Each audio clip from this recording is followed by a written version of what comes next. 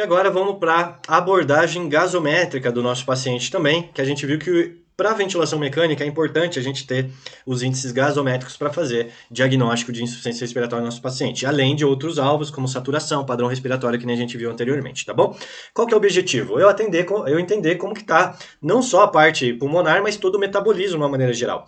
Não só CO2, mas PO2 também. E através da gasometria, gente, a gente não vai avançar muito nisso, mas eu consigo inclusive tirar taxa de extrações, identificar como está a oferta, consumo de oxigênio do nosso paciente, ver disfunções metabólicas, variações do pH, que também é como alvo terapêutico dentro das manuais de ventilações mecânicas, tá?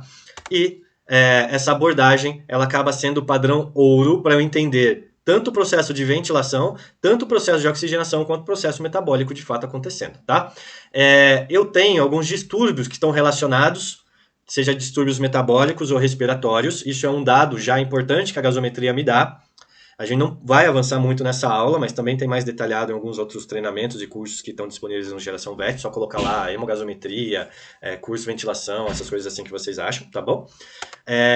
Mas mais para vocês entenderem que a questão de pH, essa concentração de íons de hidrogênio, o CO2 ela tem uma influência extremamente importante. Por quê? Porque ele entra na condição de equilíbrio desse paciente. Então, se eu tenho alguma alteração onde o organismo precisa eliminar CO2, ele vai, através do CO2 do sistema respiratório, eliminar o CO2, certo? CO2 e água. O oposto também acontece, tá? Existe uma condição para equilíbrio ácido básico que o organismo vai utilizar, o metabolismo renal, para que isso aconteça. Esse mecanismo acontece em 2 minutos. Então, o paciente que muitas vezes chega taquipneico, às vezes ele está sem CO2. Não é porque ele tem disfunção diretamente respiratória, mas ele pode estar gerando insuficiência respiratória? Pode, tá? E aí que a gente vai fazer algumas interpretações. Com o tempo, ele pode fadigar e acumular, mas a tendência é que ele, com a taquipneia e hiperventilação, ele elimine o CO2, tá certo? É mais para vocês entenderem que existe uma relação direta entre pH e bicarbonato, ou seja, subir o bicarbonato, sobe o pH, mas é inversamente proporcional com o PCO2, ou seja, subir o PCO2, reter o PCO2, o pH cai. Quando o pH cai e a causa é CO2, a gente vai ver, gente, que eu tenho um quadro de insuficiência respiratória por hipercapnia, tá? Vamos entender aqui, existe um esquema prático para vocês entenderem como que a gente utiliza, não vamos falar muito da função metabólica em si, vamos falar só da condição respiratória. A relação de pH é inversa com o PCO2. Quando eu tenho acidose respiratória, eu tenho essas duas flechas em sentidos opostos, tá? Quando eu tenho uma acidose já é metabólica, a flecha entre pH e bicarbonato, ela vai estar no mesmo sentido, tá certo? Mas para vocês entenderem que eu posso classificar um distúrbio respiratório através da gasometria, correlacionando pH e CO2. pH e CO2, flechas opostas, me dão um diagnóstico de acidose respiratória, e essa acidose respiratória eu tenho como alvo eliminar esse CO2. Então, o paciente ele pode estar numa insuficiência respiratória do tipo 2, que está acumulando hipercapnia, não necessariamente para o sistema respiratório. Lembra lá, às vezes uma alteração central, às vezes uma depressão farmacológica. Então a gente às vezes faz esses atendimentos, né, e abordagens de pacientes que foram submetidos a processos de sedação, seja internações em ambientes cirúrgicos, acumularam muito CO2 e fizeram uma falha respiratória do tipo 2, chegaram em insuficiência respiratória para a gente. Então a gasometria vai ajudar muito na interpretação desses dados, tá bom? Como que eu faço para melhorar a minha condição de oxigenação do paciente, seja pelo índice de oxigenação, saturação, seja para PaO2, ou seja pelo aquele alvo de relação à PAF. Primeira manobra é a oxigenoterapia. A partir do momento que eu faço oxigenoterapia, repetir minha gasometria ou os índices não melhoraram, a saturação não melhorou, eu tenho que partir para uma outra estratégia, tá, gente? Então, se eu tiver critério de ventilação, eu vou utilizar esses critérios, conforme o consenso diz, e trabalhar com um número gigante de pacientes para hoje validarem isso, para eu poder ser precoce e não gerar mais prejuízo, danos na fisiologia do meu paciente, ele não chegar numa fase muito tardia para ventilação mecânica, tá? Eu tenho, além da ventilação mecânica, uma terapia que eu considero intermediária que se chama terapia de alto fluxo. Por quê? Fluxo. Aqui, o objetivo sempre vai ser FiO2. Eu melhorar essa FiO2 aqui na oxigenoterapia, certo? Às vezes essa FiO2 ela tem um limite, e FiO2 ela não tem só relação com o método, ela também tem relação com o fluxo. Então eu posso aumentar o fluxo. O problema é que existe uma limitação em aumentar o fluxo. Não adianta eu disparar no fluxômetro do meu paciente oxigênio para ele no método de catéter nasal, que vocês só vão irritar a via aérea dele, e esse paciente, esse fluxo, ele não vai entrar de forma homogênea na via respiratória. Esse fluxo vai turbilhonar, ficar todo aprisionado na via superior já, e pode dar até muito mais prejuízo para o paciente do que benefício, tá bom? Mas uma terapia intermediária, vamos pensar que a gente está fazendo essa relação PAF, vendo que ele tem uma lesão pulmonar já instalada, ou uma SARA instalada, e essa manobra de ventilação de oxigênio terapia não está tendo muito efeito. Então o que a gente pode fazer é aumentar o fluxo. Como que aumenta o fluxo? Com uma terapia chamada alto fluxo, tá? Então ela precisa ter equipamento certo para isso, ela precisa ter base aquecida, ela precisa ter umas prongas que tenham uma resistência para que esse fluxo ele umidifique e aqueça e ele consiga entrar diretamente na via aérea do meu paciente, tá? Eu utilizo isso em muita falha respiratória do tipo 1,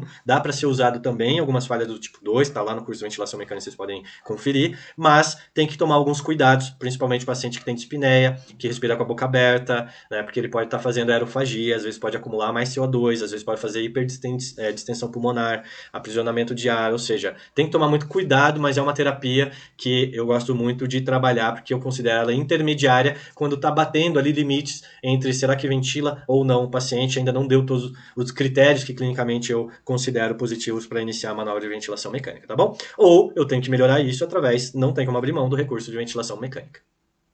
Na medicina humana, a gente ainda tem ventilação mecânica não invasiva, né? Mas a gente não tem modelo adaptativo ainda para medicina veterinária para usar ventilações onde eu não preciso entubar o paciente e fazer ela de forma invasiva.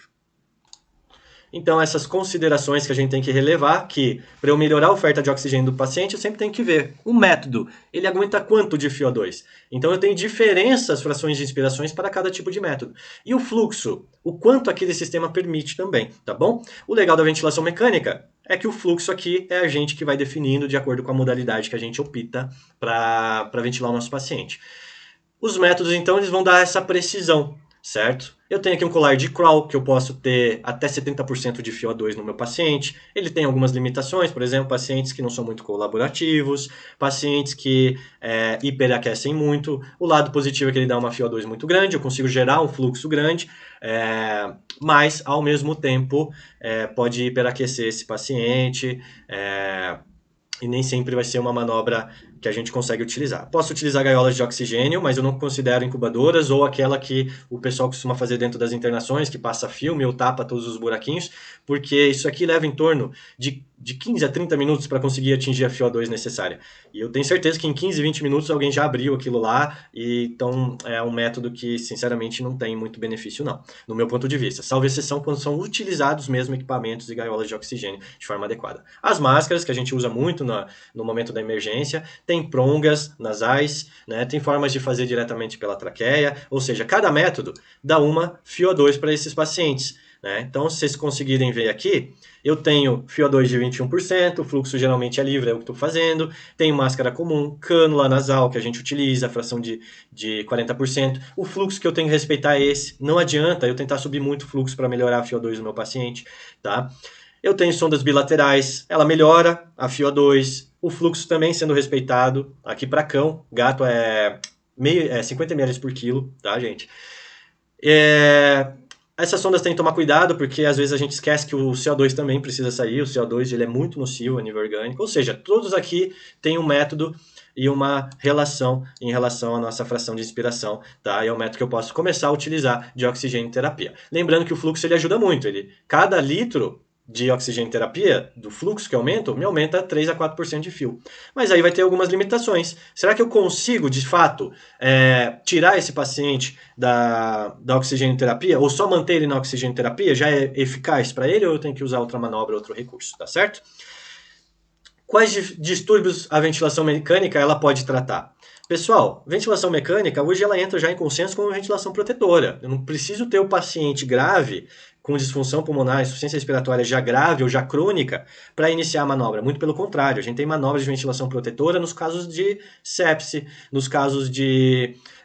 hoje o Covid, querendo ou não, essa pandemia trouxe muita informação para a gente em relação à intubação precoce dos pacientes, né? Quando intubar ou não, se a precocidade ajuda ou não. O que eu posso dizer para vocês é que numa condição geral, se eu tenho aumentos de pH excessivo, isso me gera pressões, né, de CO2 excessivos, antes que ele caia aqui numa acidose respiratória crônica, aqui eu vou ventilar, com certeza, mas antes que ele chegue nesse patamar, se eu tenho uma acidose respiratória aguda, eu já também vou ventilar. Então eu posso abordar esse paciente em crônico, em pacientes agudos. Eu posso auxiliar esse paciente em distúrbios metabólicos, em distúrbios alcalóticos, ou seja, tem muita manobra que eu posso usar a ventilação mecânica, seja para eliminar CO2, ou seja para melhorar a condição do pH do paciente, ou seja para melhorar, inclusive, a oxigenação propriamente dita. E agora falando diretamente da ventilação mecânica, né? Ela tem o objetivo de tratar essas insuficiências respiratórias, seja agudas ou essas crônicas que foram agudizadas, tá? Substitui total ou parcialmente a ventilação espontânea. Por quê? Porque eu posso utilizar a ventilação mecânica com alguns marcadores de sensibilidade, onde eu deixo esse paciente ventilar um pouco e o equipamento só assiste, ou eu posso, de fato, ventilar esse paciente completamente, totalmente, sem a influência dele, independente do que ele pensa, né? Ela tem o objetivo de melhorar a troca gasosa, ela diminui o trabalho respiratório. Então, paciente fadigado, muitas vezes a gente usa essa manobra ventilatória para dar descanso para esse paciente. Nas anestesias, isso é muito importante, porque cirurgias de alta complexidade, anestesias grandes, vão influenciar no drive respiratório. Eu tiro a capacidade central, eu relaxo muitas musculaturas, então lembra que o paciente pode principalmente acumular CO2, então são recursos bem utilizados aí por anestesistas, isso é bem interessante para dar muita qualidade no serviço de anestesiologia de alta complexidade, tá? Ou quando tem má resposta à oxigenoterapia, que a gente viu que tem alguns limitadores, né, à oxigenoterapia, a gente tem que avançar para outros níveis, tá? O que a ventilação mecânica faz? Nada mais, nada menos. Ela vai pressurizar o ar que está externo, criar uma atmosfera externa e colocar para dentro do paciente, tá? Através de um sistema fechado. Isso me auxilia a vencer, porque toda vez que eu gero um fluxo de volume, eu também estou gerando ali uma pressão, eu também estou gerando um volume. Então, variações do sistema respiratório que influenciam na capacidade de distensão pulmonar ou na restrição da via respiratória, que são as influências do sistema respiratório, eu posso alterar esse comportamento através da ventilação mecânica, onde eu posso setar pressões, eu posso alterar fluxo, eu posso alterar volume, sempre mudando ou interferindo nessas variáveis de resistência ou de complacência. Olha só que interessante, ou seja, isso aqui vocês já sabem 50% da ventilação mecânica, o que ela faz, tá? Então, toda a ventilação mecânica ela vai me gerar um volume, ela vai me gerar um fluxo, ela vai me gerar uma linha de pressão, e é através desses recursos que a gente consegue fazer com que interpretar como está todas as condições do nosso paciente, saber se eu preciso dar mais volume, saber se eu preciso colocar mais pressão, se eu preciso mudar o fluxo para o nosso paciente, tá bom? As indicações, então, sempre quando a PaO2 na gasometria de vocês estiver abaixo de 55 milímetros de mercúrio, ou, olha só, a saturação estiver abaixo de 90, independente do sistema de oxigênio que vocês estão fazendo, de oxigenoterapia que vocês estão fazendo. Ou seja, está em área ambiente, saturando abaixo de 90, já tem critério para ventilação mecânica, qualquer FiO2, tá? Mudou algumas coisas? Hoje a gente clinicamente talvez segure um pouco, porque a gente ainda tem um pouco de resistência de intubar e ventilar o paciente pelo fato de não ter manobras de ventilação não invasiva, tá? Mas aqui eu sempre gosto de seguir recomendação, porque eu tenho muito mais sucesso na sobrevida do paciente a partir do momento que eu acabo sendo um pouco mais precoce utilizando esse recurso, tá? Mas PaO2 abaixo de 55 ou saturando abaixo de 90 na oxigenoterapia de vocês, pode indicar ventilação mecânica. PaCO2 maior que 50 milímetros de mercúrio, com pH menor que 7,30. Ou seja, fiz a gasometria, a PaO2 do paciente já está começando a fazer falha 2 aqui, hipercapnia, e já tem...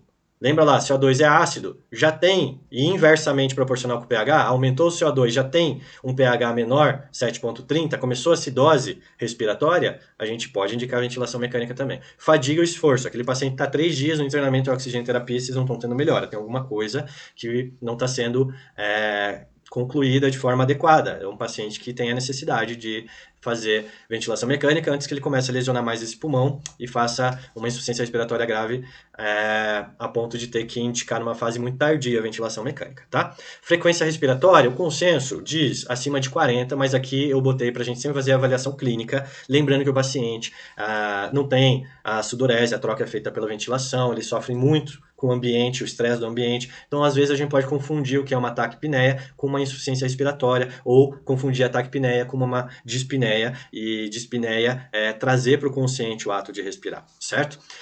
Então, eu posso fazer uma avaliação clínica geral, ver como está a mucosa, faço uma oximetria de pulso, alguma coisa assim, para ter mais interpretação e não só utilizar o critério de movimentos por minuto, tá? Os consensos aí, a gente está conseguindo validar alguma coisa em torno de 60 movimentos por minuto, tá? Ou quanto tem respiração paradoxal também. Você está vendo que não está utilizando só a musculatura de intercostal e diafragmática, está vendo que o abdômen está forçando muito, às vezes tem tiragem intercostal, às vezes tem sinais de over, ou seja, qualquer outra variação no padrão respiratório, a gente pode pensar em indicar ventilação mecânica para esse paciente. Instabilidade cardiovascular, lembrando lá que o miocárdio ele recebe muito oxigênio para manter a função cardíaca, tá? E quando a gente fala do curso de ventilação mecânica, a gente entra um pouco nesse sistema hemodinâmico, porque faz muito sentido saber que a ventilação mecânica ela auxilia na oferta de oxigênio, na disponibilidade de oxigênio, e isso quando o consumo também pode estar mais aumentado, ou quando existe lesão pulmonar e tem uma dificuldade de troca, então a ventilação mecânica ela ajuda a melhorar essa oferta para que isso, o sistema hemodinâmico, o conteúdo arterial de oxigênio de uma maneira geral, melhore e que consiga ter um consumo adequado, tá? Com isso, manter a função cardiovascular adequada. Ou quando tem alteração do sistema nervoso central. Glasgow abaixo de 8, a gente já pode indicar ventilação mecânica. Tá? O paciente inconsciente, então, ele tem que estar entubado e ventilado, independente de qual seja as outras condições, certo? Isso a gente faz uma manobra chamada proteção de via aérea, porque tem muita influência o sistema nervoso central, a atitude do paciente com a capacidade ventilatória dele. Então, essa manobra entra como protetiva, tá bom? Quem não sabe ainda fazer Glasgow, né? Qualquer coisa me manda uma mensagem, eu te passo uma escalinha de Glasgow, mas pode também ter uma interpretação mais subjetiva de uma escala chamada VDN, que é uma escala mais fast, uma escala mais rápida, quando o paciente estiver muito deprimido, ou seja, só responde a dor e pouco visual, ou quando ele está inconsciente, também tem indicação de ventilação mecânica como manobra protetora.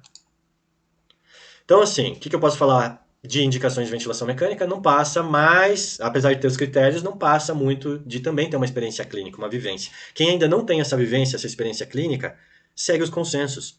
É a melhor forma de você garantir a saúde do paciente de vocês, né? Do que muitas vezes a gente, na nossa experiência clínica, tentar tirar um paciente de edema pulmonar 4, 5 dias depois. Às vezes eles podem sair, mas daí a gente já gerou um dano renal muito importante, né? Então, alguns pacientes que estão em Covid hoje com lesão pulmonar, com lesão renal, é feito manobras de ventilação protetora, melhora a oferta desse paciente de oxigênio, garante com que esse metabolismo diminua um pouco o consumo, tá? Então, tem várias indicações para ventilação mecânica, a gente não pode prolongar muito a utilização dela, porque isso pode ser muito mais deletério, causar muito mais disfunções orgânicas se a gente não atuar de forma mais precoce.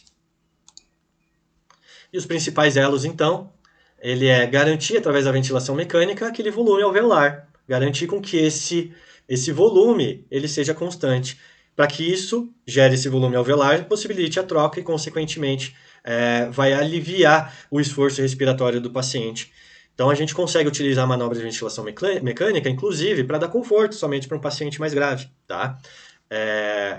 Lembrando que esse paciente em ventilação mecânica, ele vai estar sedado, e quando ele está sedado, ele também tem uma diminuição do metabolismo, né? Se a gente não tem condições hemogasométricas de fazer taxa de extração, o paciente que está numa fase hipermetabólica, vamos pensar numa sepse, por exemplo, esse paciente está consumindo muito oxigênio, então sedar diminui um pouco esse metabolismo, além disso, oferta melhor esse oxigênio para o paciente de vocês. Lembrando que dispneia não é falta de ar, é a tomada da consciência do processo respiratório.